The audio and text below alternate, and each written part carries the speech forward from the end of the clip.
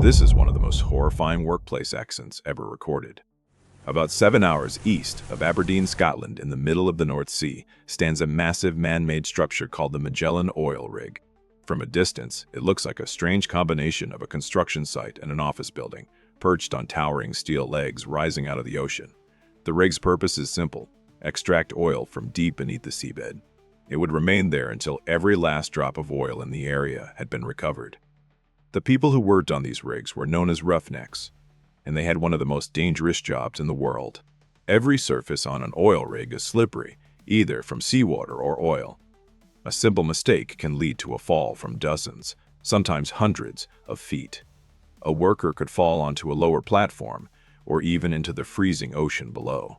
During storms and high winds, the risk becomes even greater, and falls aren't the only danger.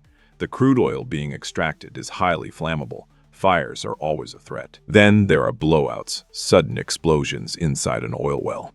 While rigs are equipped with safety systems, the reality is that if you're standing near a drilling operation when a blowout occurs, your chances of survival are slim. Despite all these risks, offshore work has one major advantage: the pay is exceptional.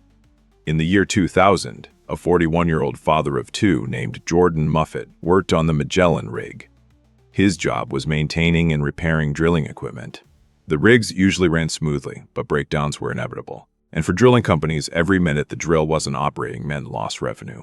Everyone on the rig understood the rule: if something stopped the drilling operation, it had to be fixed immediately. It didn't matter whether it was day or night, calm weather or a storm. On the night of October 9, 2000, Jordan had just finished his shift and returned to his quarters when he received a radio call. The drill had stopped. A repair was needed.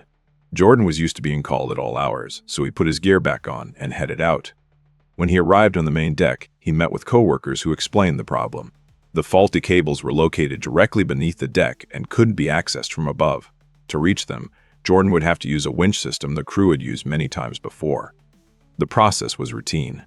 A safety strap attached to a steel cable would be lowered through a small 10-inch opening in the deck known as a mouse hole.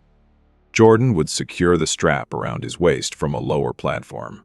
Then a hoist operator would slowly raise him through the opening until he reached the damaged cables. After the repair, he would simply be lowered back down. The crew had performed this procedure countless times. Jordan moved to the lower platform and waited beneath the mouse hole. The crew lowered the strap. He secured it around his waist and signaled that he was ready. The hoist operator started the winch. Slowly, Jordan rose through the air. A few minutes later, he reached the cables and signaled the crew to stop. The winch stopped. Jordan pulled out his tools and began working. Strong winds rocked him back and forth as he completed the repair. Eventually, the cables were fixed. He signaled the crew once again. The job was done. It was time to come down. The crew relayed the signal to the hoist operator. The operator gave a thumbs up and restarted the winch. But he made a fatal mistake. He forgot to reverse its direction. Instead of releasing cable and lowering Jordan, the winch continued pulling cable inward. Jordan wasn't descending. He was rising. At first, the movement was slow enough for everyone to notice. Jordan noticed. The crew noticed. They immediately began shouting for the operator to stop and reverse the winch. But the operator couldn't hear them. The machinery was loud. The wind was loud. And because the task was so routine, he had already turned away after pressing the button.